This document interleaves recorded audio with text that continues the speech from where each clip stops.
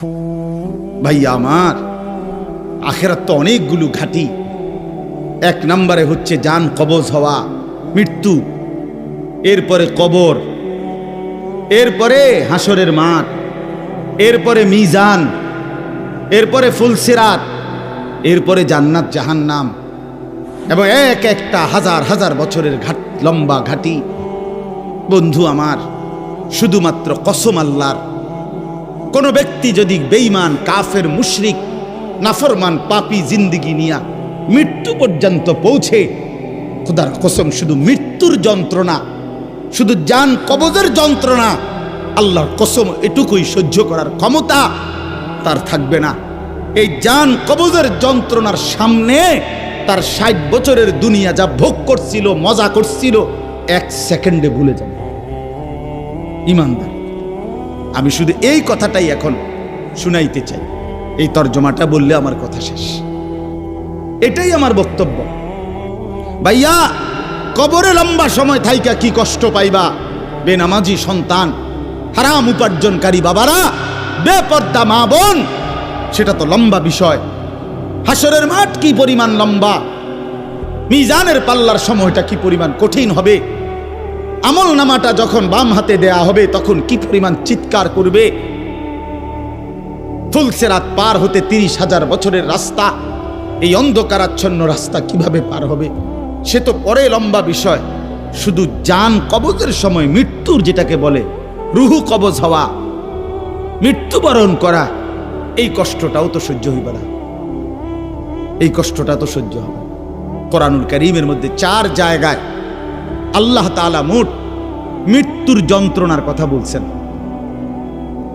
1 নম্বর, ওয়াজাআত সাকরাতুল মাউতি বিল হক যালিকা মা কুনতা মিনহু তাহিদ। রব্বুল আলামিন বলেন, বান্দা শুনে নাও, সত্য সত্যই মৃত্যুর যন্ত্রণা আসবে। সাকরাতুল মাউত বলে এটাকে। মৃত্যুর যন্ত্রণা মানে এই জান কবজের সময়, রুহু কবজের সময়ের যন্ত্রণা, মৃত্যুর সময়ের যন্ত্রণা। কোরআনুল কারীমের মধ্যে আল্লাহ বলেন, ওয়ালাউ তারা ইযিয যালিমুনা ফি গামারাতিল মাউত। আল্লাহ বলেন, শোনো বান্দা, আল্লাহর নবীকে বলেন, বন্ধু আপনি যদি একটা নজর দেখতেন জালেমের মৃত্যু যন্ত্রণা কতটা ভয়ানক হবে। ইযিয যালিমুনা ফি গামারাতিল মাউত ওয়াল মালাইকাতু বাসিতু আইদিহিম। ফেরেশতারা ওই নাফরমান পাপীকে ডাক দিয়ে বলবে, হাত বাড়িয়ে বলবে ফেরেশতারা, আখরিজু আনফুসাকুম, হে অসৎ আত্মার রূহ, এই নাফরমানের শরীর থেকে বের হও। বের হতে চাইবে না, সারা দেহের মধ্যে নাফরমানের রূহ দৌড়াবে। মালাকুল মউত আজরাইল একটা টান দিয়ে যখন রূহটাকে ছিঁড়ে বের করবে, কলিজা থেকে বের করবে, একটা টানে কণ্ঠনালীর কাছে চলে আসবে। আল্লাহ বলেন, ফালাউলা ইদা বালাগাতিল হুলকুম, কণ্ঠনালীর কাছে যখন রূহটা চলে আসবে, নাফরমান তোর ক্ষমতা থাকলে এবার বাধা দাও না, দাও, বাধা দাও, থামাও তোরে। এ না তোমার বন্ধু, এ না তোমার বাপ, থামাও এরে, এ তো মরে যাচ্ছে, তারা ধরে রাখো, ধরে রাখো। পারা যাবে তো? কথা বলেন না কেন? আল ইয়াউমা তুজজাউনা আযাবাল হুন। আল্লাহর ফেরেশতারা জান কবজের মুহূর্তে, খোদার কসম আল্লাহ বলছে, জান কবজের সময় বলবে, মনে রাখিস না ফরমান, আজকে তোরে কবরে নিয়া চূড়ান্ত তোরে আযাব, শাস্তি ভোগ করাবো। তুই বুঝবি পীড়া কারে কয়। মাস্তানি, মাতবরি, সুদের টাকা, ঘুষের টাকা, বাটপারি, চিটারি, অহংকার, দম্ভ, তুই আয়, আয় না ফরমান, তোর এখন দেখা। আল ইয়াউমা তুজজাউন, আজকে দেখাবো আযাবাল হুন, লাঞ্ছনা কর আযাব। আও, কবরের প্রথম ঘন্টা, কবরের প্রথম ঘন্টাতেই তুমি বুঝবা আখিরাত কত কঠিন। রাসূলুল্লাহ সাল্লাল্লাহু আলাইহি ওয়াসাল্লাম বলেন, কবরে যেই নাফরমান প্রশ্নের জবাব দিতে পারবে না, 3টি প্রশ্নের, তো আল্লাহ তাআলা বলবেন কাযাবা আবদি, ফেরেশতা আমার এই নাফরমান বান্দা মিথ্যা বলেছে। ফাআফরিশুহু মিনান নার ওয়ালবাসুহু মিনান নার, আমার নাফরমান বান্দার কবরে জাহান্নামের বিছানা বিছায় দাও, ওরে জাহান্নামের পোশাক দিয়ে আবৃত করে দাও। ওয়াফতাহু লাহু বাবান ইলান নার, জাহান্নাম বরাবর তার কবর থেকে দরজা খুলে দাও, কবর খুলে দাও। ওফো, আল্লাহর নবী সাল্লাল্লাহু আলাইহি ওয়াসাল্লাম বলেন, তখন কবর তারে, ফেরেশতা যখন তাকে রাইখা যাবে, কবর তারে ডান দিকের মাটি বাম দিকে একটা চাপ দিবে, বাম দিকের মাটি ডান দিকে চাপ দিবে। আল্লাহর কসম, নবী বলছে হাত্তা তাখতালিফা আদলাউহু, ডান পাশের হাড্ডি এবং এই পাজরের হাড্ডিগুলো করকর করে ভাঙ্গা বাম দিকে চলে যাবে, বাম দিকের গুলো ডান দিকে চলে যাবে। ভাইয়া আমার, তুমি তোমার উপরে রহম করো। বাপ আমার, আপনাদেরকে বলি, হারামের টাকা উপার্জন কইরা, সুদের টাকা, কিস্তির টাকা, ঘুষের টাকা, ওজনে কম দেওয়া টাকা, হারাম ব্যবসার টাকা, বাটপারি সিটারির টাকা দিয়া বংশ, ফ্যামিলি, স্ত্রী, সন্তানের জন্য রাইখা যাইয়েন না। ওরা আমনেরে বরবাদ করবে, আপনি নিজেও বরবাদ হলেন, ওরারও বরবাদ করবে। শুধু শুধু শুধু শুধু আপনি মূল্য পৃথিবীতে কামাই রোজগারই থাকবে, আর পৃথিবীতে যেত রোজগার থাকবে আপনার ফুতেই কামাই করতে পারবো। আপনি হালাল ভাবে যে দূর পারেন করে দিয়েছে, বাকিটা আপনার ফুতে করবে। না পড়লে মরে যাবে, অসুবিধা কি? না খাইয়া যদি কেউ মরে যায়, তাহলে মৃত্যুবরণ করা তো বেজ্জতি, ঠিক না? কথা বলেন না কেন? না না, বলেন বলেন। কেউ মরে যাওয়া এটা কি শরমের কথা নাকি? ভাই বলো, ছেলে বলো। আরে ছি ছি ছি ছি, ওটা মরে গেল, কেমন শরমের কথা এটা? এমন এটার কথা হইলো কোনো? তো মরলে কি মনে করেন, না খাইয়া মরেই গেছে, তো মরলে কি মরণ কি শরমের কিছু? তো বাপ দাদা 14 গোষ্ঠী মরছে, তো আমি মরলে সুবিধা কি?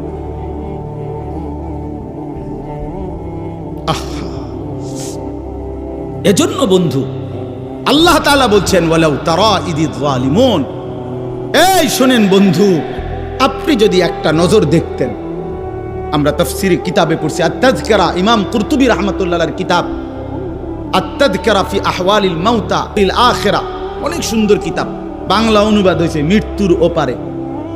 ইমাম কুরতুবীর খুব সুন্দর, অনুবাদটাও অসাধারণ। এই বইতে আছে, ইব্রাহিম আলাইহিস সালাম একবার আজরাইলকে বলছিল, মালাকুল মউত আজরাইল, নাফরমানের জান কবজ করবার সময় তুমি যেই চেহারাটা হয় তোমার, ওটা আমার একটু দেখাও। মালাকুল মউত আজরাইল বলছিল, হে আল্লাহর নবী, কসম আপনি এটা দেখতে চাইেন না, আপনি সহ্য করতে পারতেন না। ইব্রাহিম আলাইহিস সালাম বললেন, না মা আজরাইল, আমি এটা দেখুমই, তুমি আমারে দেখাও একটা নজর। মালাকুল মউত আজরাইল কোন পাপী ব্যক্তির জান কবজের সময় যেই বিভৎস কুৎসিত আকৃতি ধারণ করে, আল্লাহর কসম ওই আকৃতি যখন ধারণ করছেন ইব্রাহিমের সামনে, ইব্রাহিম নবী সাল্লাল্লাহু আলাইহি সাল্লাম একটা চিৎকার মাইরা বেহুশ হয়ে গেছে। লম্বা সময় পরে যখন হুঁশ আসছে, তো আমি নিজে পড়ছি কিতাবে, আরবি কিতাবে, ইব্রাহিম আলাইহিস সালাম আল্লাহকে বোঝায়, আল্লাহ আপনার জাতের কসম মাওলা, কোন নাফরমান পাপী তার কবরের আযাব, আখিরাতের আযাব, জাহান্নামের আযাব কিছুই লাগবে না, শুধু মালাকুল মউত আজরাইলের এই বিভৎস দৃশ্য যদি সে একবার দেখে, তো তার 60 বছরের নাফরমানির শাস্তির জন্য এটাই যথেষ্ট।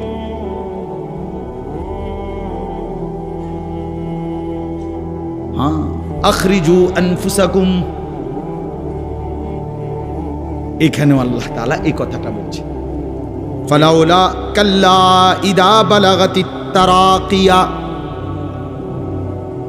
আল্লাহ তাআলা বলেন, কখনোই না বান্দা, অর্থাৎ কোনোভাবেই থামাইতে পারবে না, ইদা বালাগাতিত তারাকিয়া, প্রাণ যখন, রূহ যখন কলিজা থেকে ছিঁড়ে ফেরেশতা মালাকুল মউত টান মারবে, যখন কণ্ঠনালীতে পৌঁছে যাবে, তখন আর কোনো নাফরমান, কোনো তওবা, কোনো ইস্তিগফার, কোনো চিৎকার, কোনো ঝাড়, কোনো ফুক, কোনো ডাক্তার, কোনো কবিরাজ, কোনো বৈদ্য কোনো কিছু দিয়েই আর নিজেকে ফেরাইতে পারবে না।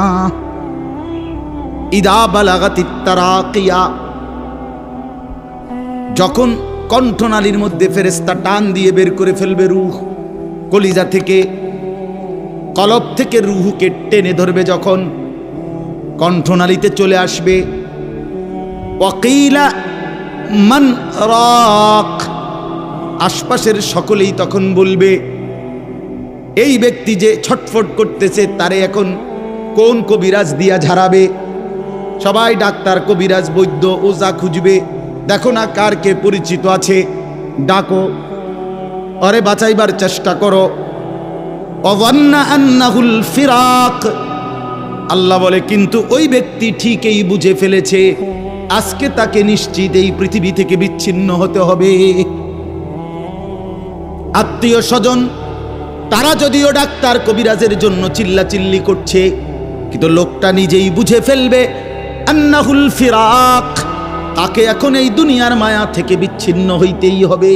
কারণ মালাকুল মউত তো রূহটা ছিঁড়া ফেলছে, কলিজা থেকে টান দিয়া ফেলছে, আর তো ফেরত যাবে না, আর তো ফেরত যাবে না।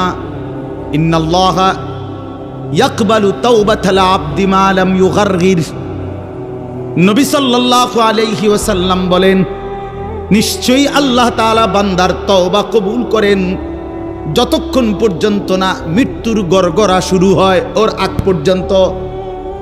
ফেরেশতা টান দিলে মৃত্যুর যখন গড়গড়া শুরু হয় তখন যদি কোনো বান্দা তওবা করে আল্লাহ তাআলা সেই তওবা কবুল করে না। এবারে দম টানে, একেবারে সোজা হইয়া গেছে।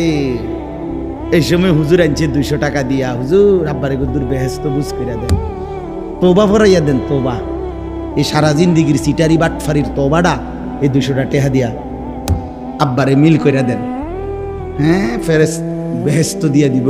বেহেশত হুজুরের আব্বার সম্পত্তি। হ্যাঁ, কথা বলেন না কেন? বেহেশত হুজুরের বাপের সম্পত্তি। এটা তো এটা কি ধরনের তওবা, কিসের তওবা এটা? এই ব্যাটার তো কোনো এহসাসে নাই। আরে বোঝেন নাই আমার কথা? তার তো কোনো অনুভূতিই নাই, হে তো লড়েও না, বুঝেও না, হে তো জানে না কিসের করছে, কি করতেছে। আল্লাহ তাআলা বলছে ওয়াল্লাযীনা ইযা ফাআলু ফাহিশাতান আও যালামু আনফুসাহুম যাকারুল্লাহ ফাস্তাগফারু লিযুনুবিহিম। আল্লাহ বলছে আমার বান্দা যত বড় নাফরমানি করুক, করতে করতে যদি বড় থেকে বড় জুলুমও করে, কিন্তু তৎক্ষণাৎ যদি আমি আল্লাহকে স্মরণ করে আর আমার কাছে 2 হাত তুলে মাফ চায়, পিছনের গুনাহ যদি ছেড়ে দেয় আর করবে না যদি ওয়াদা দেয়, খোদার কসম কোরআনে আছে, আল্লাহ বলেন বান্দা আমি পুরাপুরি 100% মাগফিরাত দিয়ে দেব, পুরা মাফ। উলাইকা জাযাউহুম মাগফিরাতুম মির রাব্বিহিম। যখন তোমার বুঝ ছিল তখনই তুমি তওবা করছিলা, ঠিক আছে, কিন্তু যখন মৃত্যুর যন্ত্রণা শুরু হয়ে যায় তখন আর তওবা কবুল হয় না। ওয়ালাইসাতিত তাওবাতু লিল্লাযীনা ইয়ামালুনাস সাইয়্যাত হাত্তা ইযা জাআ আহাদাহুমুল মাউতু ক্বালা ইন্নী তুবতুল আন। এই যে কোরআন শরীফের আয়াত, আল্লাহ বলেন ওই ব্যক্তির তওবা তওবা নয়, পুরা জিন্দেগি নাফরমানি করেছিল, অতঃপর যখন মৃত্যুর সময় আসলো আজরাইল উপস্থিত হলো, এখন বলতেছে আমি আল্লাহ এখন তওবা করলাম। আল্লাহ বলে না বান্দা এমন তওবা হবে না। তাইলে তওবা করবেন কখন? এখন। কখন বাবা? এখন, এখন, আজ দিমাগ আছে যখন, আকল আছে যখন, বুঝ আছে যখন। আল্লাহ আমাদেরকে বুঝার তৌফিক দান করেন। ওয়ালতাফাতিস সাকু বিসাক, আল্লাহ বলেন নাফরমান তখন ভয়ে আর আতঙ্কে মালাকুল মউতটাকে টেনে বের করছে। আজরাইল এসে সামনে দাঁড়ানোর সাথে সাথে নাফরমান এই পরিমাণ ভয় পেয়ে গেছে। ওয়ালতাফাতিস সাকু বিসাক, 2টা পায়ের গোসা, মানে পায়ের গোসা বোঝেন না, গোড়ালি নিচের অংশ আর কি, জুতা পরি আমরা যেটা, এই গোসা আল্লাহ বলেন এক গোসার সাথে আরেক গোসা, মানে 2 পাও এইভাবে মিল্লা গেছে, এটা যে একটু নড়াবে একটু একটার উপর একটা উঠাবে অথবা কদ্দুস সরাবে, ভয়ে আতঙ্কে আল্লাহ বলেন নাফরমান, এটাও ভুলে যাও। পাউটা নাড়াবার ক্ষমতাও ইলা রাব্বিকা ইয়াউমা ইদিনিল মাসাক। আল্লাহ তাআলা বলেন এই অবস্থাতেই আমি আল্লাহর কাছে ফিরতে হবে, ফিরতে হবে। মৃত্যুর ভীষণ বড় যন্ত্রণা হবে। অর্থাৎ এখানে ফেরেশতা প্রথম তো টান দিবে, ফুলের মতো ছিঁড়া ফেলবে। ফুল যেভাবে গাছ থেকে ছিঁড়ে ফেলে, কলিজা থেকে রুহ তো ছিঁড়ে ফেলবে, কণ্ঠনালীর কাছে আটকায়া যাবে। তখন সে বারবার চেষ্টা করবে নিজের রুহ ফেরত নিতে, কিন্তু ফেরত নিতে পারবে না। আল্লাহ তাআলা বলেন মৃত্যুর মারাত্মক সাকরাতুল মউত তখন শুরু হবে, ভীষণ যন্ত্রণায় শরীর পাওটাও নাড়াইতে পারবে না। এই অবস্থাতেই, এই জোরাজুরি টানাটানি অবস্থার মধ্যেই তাকে আল্লাহর কাছে ফিরতে। এবার আল্লাহ শেষ কথা বলে, এবার শুনো বান্দা, এই নাফরমানের মৃত্যু যন্ত্রণা এতটা ভয়ানক কেন হলো এই লোকটার?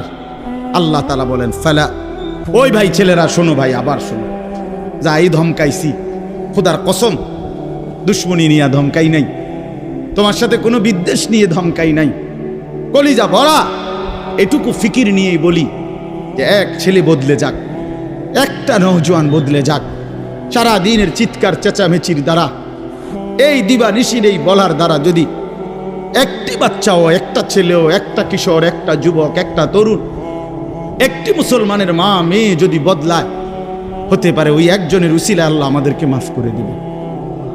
এই আশায় ভাইয়া, এই আশায় যুবক ভাইয়া, তোমরা ইসলামের দিকে ফেরা দরকার, তোমরা আল্লাহর দিকে ফেরা দরকার। চারিদিকে সারা পৃথিবী জুড়ে সমস্ত ষড়যন্ত্র ইসলামের বিরুদ্ধে, মুসলমানের বিরুদ্ধে। তোমরা দেখছো ভাইয়া, গাজার মধ্যে মুসলমানের রক্তে ভাসতেছে, ফিলিস্তিনে মুসলমানের রক্তে ভাসছে, আজ আবার লেবাননে মুসলমানের রক্তে জমিন ভেসে গেছে। এত রক্ত প্রতিদিন মুসলমানের ঝরছে, এরপরও কেমনে নামাজ না পইরা থাকো, এরপরও কেমনে দুশ্মনের মতো চলাফেরা করো, কার মতো চুল সাজাইলা, কার মতো জামা পরলা, কার মতো নিজেকে পরিচয় দিলা, যেই বেঈমানদের সাথে তোমার চুল, জামা, শরীর, প্যান্ট, কথাবার্তা মিলাইছো, খোদার কসম ওরা তো প্রতিদিন মুসলমানের রক্তে জমিন ভাসায় দিচ্ছে, প্রতিদিন ভাসায় দিচ্ছে। এটা তো ভাবা উচিত, ভাবা উচিত। সারা দেশে, আমার এই ছোট্ট বাংলাদেশেও কি পরিমাণ ইসলাম এবং মুসলমানদের বিরুদ্ধে ষড়যন্ত্র। আমি গত আগস্ট মাসে উত্তরবঙ্গ ছিলাম, 40 দিন দাওয়াত তাবলীগের সফরে, আল্লাহর রাস্তায় মেহনতে 40 দিন এক চিল্লা সফরে ছিলাম। জুলাই মাসের 31 তারিখ থেকে সেপ্টেম্বরের 9 তারিখ পর্যন্ত। তো ওইখানে দেখছি আমি 10টা উপজেলায় অসংখ্য খ্রিস্টানদের গির্জা, যেখানে প্রতিদিন, কসম আল্লাহর, প্রতিদিন খ্রিস্টানরা, এই ইউরোপ থেকে আসা খ্রিস্ট ধর্মের অনুসারীরা, তারা আমাদের এই বাংলাদেশে, উত্তরবঙ্গে প্রতিদিন আমাদের সমাজে, মুসলমানের সমাজে খ্রিস্ট ধর্ম প্রচার করে 1জন 2জন করে মুসলমানকে খ্রিস্টান বানাচ্ছে। আমি নিজ চোখে দেখছি, কমপক্ষে 50টা গির্জা দেখছি একটি জেলার মধ্যে। 40 দিন 26 জন সাথী দাওয়াত তাবলীগের নিসবতে রাত দিন আলহামদুলিল্লাহ আল্লাহ করাইছে, মেহনত করছে। 16 জন আলেম ছিল আমাদের জামাতে। 40 দিন পরে আলহামদুলিল্লাহ কাকরাইলে যখন আমরা, এই দিনাজপুর এক জেলা থেকে জামাত বের হইছে, আল্লাহই করাইছেন আল্লাহর দয়ায়। পরবর্তীতে আমাদের এই জামাত আমরা নিয়ে আসছি, 40 দিনের জন্য আবার বের হইছে। শুধু দিনাজপুরের আমরা যেটুকু অঞ্চলে মেহনত করছি ওই থেকে 950 মানুষ, 63টা জামাত।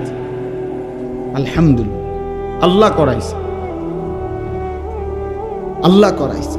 তো এজন্য বললাম, প্রতিনিয়ত আমাদের পার্বত্য চট্টগ্রামের হালাত খবর নেন, কি হচ্ছে। একদিন ঘুম থেকে শুনবেন উঠে পার্বত্য চট্টগ্রাম আর আমাদের কাছে নাই। গোটা বাংলাদেশে, পুরা বাংলাদেশ যত বর্গ মাইল, এর 3 ভাগের 1 ভাগ হলো পার্বত্য চট্টগ্রামের 3টা জেলা। বুঝেন নাই কথাটা আমার? সারা বাংলাদেশের আয়তন যেদূর, এটা যদি 3 ভাগ করে, শুধু 3 জেলা, রাঙ্গামাটি, খাগড়াছড়ি, বান্দরবন, পার্বত্য চট্টগ্রামের এই 3 জেলাই 1/3 বাংলাদেশে। বুঝেন হিসাব? হ্যাঁ, পুরা উত্তরবঙ্গ প্রতিদিন কাফের কাদিয়ানি, প্রত্যেক দিন তারা মুসলমানদেরকে কাদিয়ানিতে বানানোর জন্য তাদের কার্যক্রম করছে, অসংখ্য মানুষ। অথচ সারা পৃথিবীর মুসলমানের কাছে, ওলামায়ে কেরামের কাছে, সারা পৃথিবীর মুসলমানের কাছে একথা স্পষ্ট অকাট্য যে কাদিয়ানিরা 100 কাফের, 100 কাফের, 100 কাফের, 100% কাফের। কাদিয়ানি একটি ভিন্ন ধর্ম, ইসলাম একটি ভিন্ন ধর্ম। ইসলাম এবং কাদিয়ানিয়াত এক ধর্ম হইতে পারে না, এক ধর্ম হইতে পারে।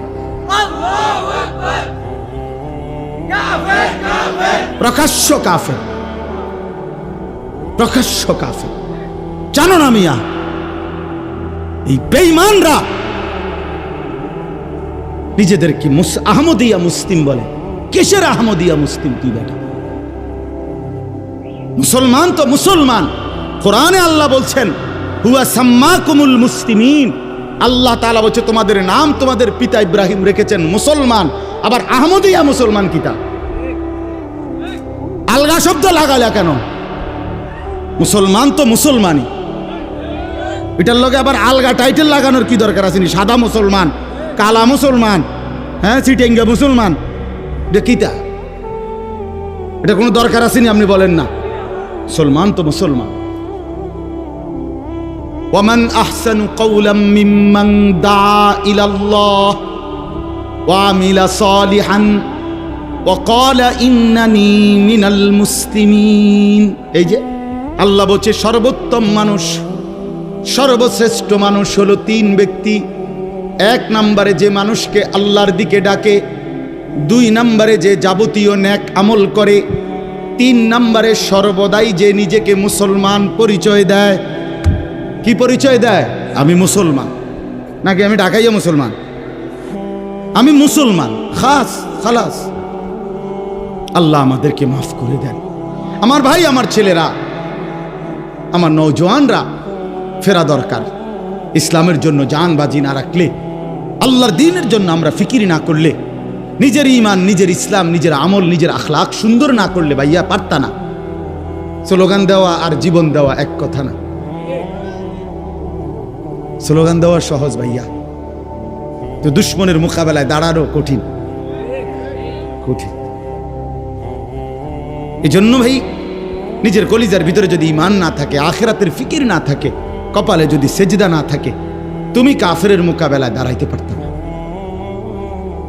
মাহাদির পক্ষে থাকতে পারত না, দাজ্জালের বিরুদ্ধে লড়তে পারত না। আল্লাহ আমাদের প্রত্যেকটা যুবককে মাহাদির সৈনিক বানিয়ে দেন। শেষ কথা হলো, এটাই বলতেছিলাম, কেন মৃত্যু যন্ত্রণা হবে, জান কবজের কষ্ট হবে কার? আল্লাহ বলেন কেন? এই ফালা সাদ্দাকা ওয়ালা সাল্লা। আল্লাহ বলেন কারণ হলো সে আমি আল্লাহর কথায় বিশ্বাস করে নাই, আমি আল্লাহর উপরে বিশ্বাস করে নাই, এবং ওয়ালা সাল্লা 5 ওয়াক্ত নামাজ আদায় করে নাই। এজন্য ভাইয়া, যার ঈমান নাই তার মৃত্যু যন্ত্রণা হবে, যার নামাজ নাই আল্লাহ বলছে সে ভীষণ কষ্ট পাবে মৃত্যুর সময়। আর বাকিটা তো আছে, ওয়ালাকিন কাযযাবা ওয়া তাওয়াল্লা, বরং সে আমি আল্লাহর উপরে মিথ্যা আরোপ করেছে, ঈমান আনে নাই। ওয়া তাওয়াল্লা, আমার প্রতিটা হুকুম থেকে মুখ ফিরাইয়া নিছে। আল্লাহ বলেন সুম্মা যাহাবা ইলা আহলিহি ইয়াতামাত্তা, আমার নাফরমানি করছে, আমার বিরুদ্ধাচরণ করছে, আমার হুকুমের উল্টা করছে, অথচ এর পরেও স্ত্রী সন্তান পরিবারের মাঝে গর্ব কইরা, অহংকার কইরা, আনন্দ ফুর্তিতে জিন্দিগি কাটাইছে। সিটারি, বাটপারি, অন্যায়, দুর্নীতি, অনিয়ম, নামাজ নাই, বন্দিগি নাই, হালাল হারামের পার্থক্য নাই, এরপরেও ঘর সংসার বউ বাচ্চার মধ্যে এভাবে চলছে, মনে হয় যেন কোনো টেনশনই নাই। আল্লাহ বলেন এই অহংকারী, এই গাদ্দারির কারণে মালাকুল মউত আজরাইল যখন রুহু কবজ করবে তখন কলিজা থেকে রুহুটা ছিঁড়া ভিড়া এরপরে কবজ করবে। আল্লাহ আমাদেরকে মাফ করে দেন। আল্লাহ তাআলা শেষ বলেন, আমি যেটুকু পড়ছি, আউলা লাকা ফাআউলা সুম্মা আউলা লাকা ফাআউলা। আল্লাহ বলেন, বান্দা, এই বান্দা, আমি 4 বার বলছি বান্দা, 4 বার তোমার জন্য দুর্ভোগ, তোমার জন্য দুর্ভোগ, তোমার জন্য দুর্ভোগ, তোমার জন্য দুর্ভোগ। 4 বার আউলা লাকা ফাআউলা সুম্মা আউলা লাকা ফাআউলা। কয়টা হলো? 4টা। কেন 4টা কেন? 1, তোমার জান কবজের সময় তোমার দুর্ভোগ। 2, তোমার কবরে দুর্ভোগ। 3, হাসরের মাঠে দুর্ভোগ। 4, জাহান্নামে দুর্ভোগ। তুমি জান কবজের সময়ও কষ্ট পাইবা, তুমি কবরেও কষ্ট পাইবা, তুমি হাসরেও কষ্ট পাইবা, তুমি জাহান্নামেও কষ্ট। আউলা লাকা ফাআউলা সুম্মা আউলা লাকা ফাআউলা। আয়াহসাবুল ইনসানু আন ইউতরাকা সুদান। আল্লাহ তাআলা বলছে, মানুষ তুমি কি ভেবেছো আমি তোমাকে এমনি এমনি ছেড়ে দেব না? কি ভাবছো? এমনি এমনি অনর্থ কোন উদ্দেশ্য ছাড়াই আমি তোমার এমনি বানাইছি না? ফাহাসিবতুম আন্নামা খালাকনাকুম আবাসান। আল্লাহ তাআলা বললেন, বান্দা তুমি কি এই ভেবেছো আমি তোমাকে বেহুদা বানাইছি? এ খাইবার ফুর্তি করবা, নাচবা গাইবা? না ভাইয়া, আল্লাহ তাআলা আমাদের প্রত্যেককে ঈমান দান করেন, তাকওয়া দান করেন, গুনাহ থেকে বাঁচবার মতো হিম্মত দান করেন। আল্লাহ তাআলা আমাদের প্রত্যেককে 5 ওয়াক্ত নামাজ জিন্দেগি সুন্দর করার তৌফিক দান করেন। ইনশাআল্লাহ আল্লাহ তাআলা সবাইকে কবুল আর মঞ্জুর করেন। নওজোয়ান ছেলেরা সহ সবাই মেহেরবানি করে মনোযোগের সাথে হযরত বয়ান করবেন। হযরত আমারও অনেক বেশি শ্রদ্ধেয়। ইনশাআল্লাহ হযরতের বয়ান মনোযোগ দিয়ে শুনে দোয়া করে এরপরে আমরা যাওয়ার চেষ্টা করি। আল্লাহ তাআলা সকলকে উত্তম তৌফিক দান।